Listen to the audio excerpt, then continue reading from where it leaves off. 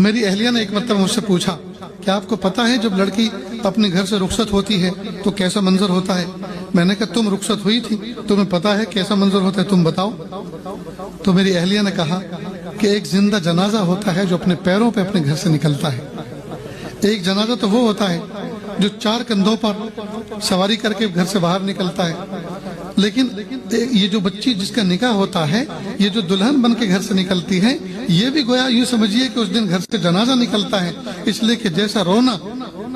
میت کے گھر سے نکلنے پر ہوتا ہے، صدمہ ہوتا ہے، ایسا ہی صدمہ ماں باپ کے دل پہ اس دن ہوتا ہے۔ خود بچے بھی تڑپتی ہے کہ آج ماں باپ چھوٹ رہے ہیں، آج گھر چھوٹ رہا ہے، پتہ نہیں اگلے گھر میرے ساتھ کس طرح کا سلوک ہوگا، پتہ نہیں وہ جو ساس ہے جو میری ماں بنے گی دوسری، وہ پتہ نہیں اس کا مزاج کیسا ہے، سسر کا مزاج کیسا ہے، اور جس شوہر کے پلے میں بندھی ہوں پتہ نہیں اس کے اخلاق کیسے ہیں۔ آج تک کی زندگی تو ماں باپ کے زیر سایہ